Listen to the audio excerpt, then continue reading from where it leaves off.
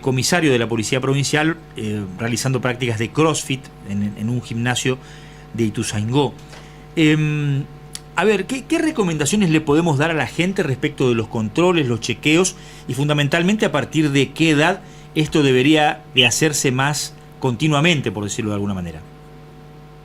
Bueno, la verdad que dos lamentables noticias que cuando uno las escucha dice, pero ¿cómo puede ser que una persona que está haciendo actividad física deportiva o está en un gimnasio haciendo CrossFit, por ejemplo, muere súbitamente? Y llama la atención porque uno piensa, la gente piensa que el que hace actividad física es como que está en el paradigma de la salud, digamos. Exacto, ¿sí? exacto. O sea, una persona que está haciendo actividad física, uno lo ve, yo soy ciclista, por ejemplo, salgo a entrenar y la gente dice, qué salud que tiene esta persona, digamos. Seguro. Y en realidad tenemos que decirle que somos realmente vulnerables los deportistas en el momento que estamos haciendo deporte. O sea, ahí cuando el corazón se pone a una intensidad muy elevada, es como que estamos corriendo una carrera, es como que tenemos un Fórmula 1, digamos, ¿sí? O nos vamos a participar en un Fórmula 1, pero nosotros no tenemos Fórmula 1, tenemos un autito de calle que de repente queremos llevarlo a una pista a competir. Entonces, indudablemente que si ponemos la intensidad del esfuerzo tan alta, la vara tan alta, y queremos competir, queremos ganar esa pelota, meter el gol, o en el gimnasio dar lo mejor, digamos, en el CrossFit, nos exponemos a un riesgo. Entonces, doctor, escuchándolo con mucha atención, le planteo lo siguiente desde la ignorancia. Supongamos que hay una persona que no se ha hecho chequeos últimamente y que no sabe de su condición cardíaca para soportar esfuerzo. ¿En qué momento está más en riesgo? ¿En una práctica aeróbica, corriendo o caminando a buen ritmo, o en una práctica anaeróbica, por ejemplo jugando al pádel, que tiene espacios cortos pero intensos, o haciendo CrossFit en un gimnasio? En la segunda, sin duda. Todo lo que es de alta intensidad, que generalmente es corta duración, son lo que llamamos nosotros deportes acíclicos. ¿Sí? O sea, si clasificamos, tenemos lo de intensidad continua, puede ser leve, moderada o más intensa, pero en forma permanente, como correr, como pedalear, como por ahí nadar. Estoy hablando de no competencia, estoy hablando de entrenamiento. ¿Sí? Y es un entrenamiento donde uno está enfocado, digamos, en mejorar el rendimiento y demás, no está haciendo una alta intensidad. Entonces, ese deporte, esos deportes que son continuos tienen menos riesgo cardiovascular, hablando siempre de riesgo cardiovascular. Seguro. Que uno acíclico, que es donde uno sube, baja la intensidad, corre de cero, que está parado en la cancha, a 100 en pocos segundos, digamos, ¿sí? Entonces, intenso. Eso genera lo que nosotros llamamos en cardiología, digamos, la circulación de la sangre, la hemodinamia de la circulación de la sangre que va pasando por las arterias, es tan alta la velocidad que toma la sangre que empieza a limar las paredes de las arterias. Eso se llama estrés de rozamiento, shear stress. Entonces, ese esfuerzo intenso que me somete a una alta presión arterial en pocos segundos, a una frecuencia cardíaca muy elevada en pocos segundos, genera ese estrés de rozamiento. Ese estrés de rozamiento va a generar una rotura, que yo tengo la posibilidad de tener una placa de grasa en la arteria, digamos, y para esto obviamente tengo que tener factores de riesgo y una vida, una larga duración, porque las placas no aparecen de un día para el otro. O sea, aparecen durante mucho tiempo en la vida, pero el estrés de rozamiento en el momento del deporte, en el momento del CrossFit, en el momento del partido de fútbol, si yo tengo los factores de riesgo no controlados y tengo la placa, ese estrés de rozamiento va a romper la placa, y la placa puede provocarme desde lo más leve, que sería una angina de pecho, hasta una muerte súbita, pasando por el infarto. Doctor, Doctor, buen día. Lo saluda Diego Romero. Y a esta actividad deportiva, la última que se refiere usted,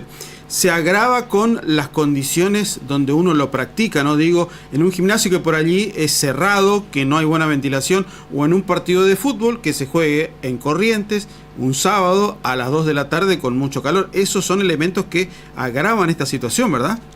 Totalmente. Ambos condimentos hacen la tormenta perfecta, digamos, ¿sí? O sea, tengo una persona de más de 35 años, en este caso el que estaba haciendo profe tenía 40 y pico de años, el otro tenía 60. Hay que investigar un poco este de clínica, probablemente haya factores de riesgo, aunque no parezcan, hay que mirar, porque por ahí el colesterol estaba alto, por ahí fumaban, por ahí tenían exceso de grasa abdominal, o sea, todos los factores de riesgo, que son factores predisponentes. Y además de eso, fueron a practicar un deporte de esa intensidad, y capaz que la situación, como vos bien nombrás, de estar en un lugar encerrado, nosotros siempre hablamos del golpe de calor, que cuando uno está bien ventilado el lugar, que aunque haya humedad, uno esté puesto al exterior, pero está en esa condición, aumenta también la temperatura corporal cuando uno hace ejercicio y no la puede perder, y generar lo que el golpe de calor agrava la posibilidad también de este evento. Y en el exterior, el sol, por supuesto, también puede generar deshidratación, puede generar transpiración, golpe de calor, trastornos hidroelectrolíticos, llamamos nosotros, cuando el sodio, el potasio en la sangre por la transpiración tan elevada, se alteran. Y eso son también situaciones que en el cuerpo generan la posibilidad de arritmias, de trastorno de arritmias. Doctor, me pregunta, perdón, discúlpame, porque tiene que ver con esto. Hay un oyente que me pregunta si en los análisis que se realizan para establecer las condiciones de salud de la persona, la ergometría cumple un rol fundamental, hablando de ese esfuerzo que las máquinas tratan de registrar en ese momento de pico de esfuerzo. Sí, la ergometría es un estudio, una herramienta. Los estudios son complementos. Uno dice un estudio complementario. Entonces, cuando uno habla de complementar algo, cuando lo principal no es eso, digamos, ¿sí? O sea, no pensemos que porque hagamos un electro que es complementario, un laboratorio que es complementario, que una ergometría que es complementario, y me sale bien, ya está. No, esos son estudios complementarios que van a complementar el juicio clínico y el examen adecuado del médico especialista en evaluar este tipo de personas. O sea, nosotros hacemos la carrera de medicina y salimos de la facultad con muy pocas herramientas para atender pacientes, esa es la realidad. Y después nos formamos en una subespecialidad, en una residencia, en cada uno será traumatólogo, otro cardiólogo, el otro será neurólogo. Y a partir de ahí, además, para poder hacer bien las cosas en cuanto a lo que es deporte de alta intensidad, hay que hacer un posgrado en lo que es la evaluación de deportistas, porque son personas distintas, no estamos hablando de población general. La mayoría de la gente que no hace este tipo de cosas no se expone a estas cosas. Entonces, el cardiólogo que va a evaluar esto tiene que tener la formación también en conocer qué es lo que va a hacer la persona, digamos, ¿sí? Sí, y los factores de riesgo. Eso sería lo ideal. Son estudios complementarios claves, fundamentales. La ergometría, volviendo al tema, me va a arrojar información que tengo ya una enfermedad instalada. Entonces ahí saldrá algo mal en la ergometría, y por supuesto contraindicaré la actividad de intensidad elevada e investigaré un poco más a ver qué encuentro en cateterismo o lo que haga falta, digamos, ¿sí? Pero si me sale normal la ergometría, si me sale normal el electro, bien, digamos, normal significa que no haya una cosa de riesgo hasta la intensidad que la persona logró alcanzar en el estudio, que a veces esa intensidad en el estudio que se hace en un laboratorio, en un lugar distinto a la cancha, ¿sí? No llega a simular lo que va uno a tener el domingo en el partido. En otras condiciones probablemente, de temperatura, oxigenación y varias cosas más, ¿no? Totalmente distinto. Entonces, si uno tiene un estudio negativo, que no tiene alteraciones, no puede descartar el 100% de la posibilidad del riesgo. Clarito. Y para eso hay que ver a la persona en particular y no al estudio.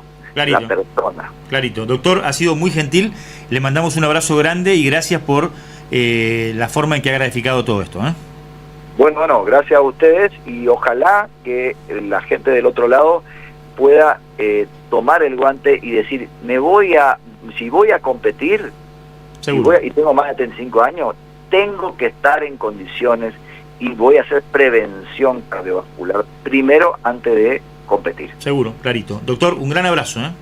Hasta luego. El doctor Alejandro Amarillo es jefe del Departamento de Prevención de Enfermedades Cardiovasculares del Instituto de Cardiología. Vamos a conversar con Natalia Motil, es economista de la Universidad de Buenos Aires. Ha tenido la gentileza de atendernos porque estamos hablando fundamentalmente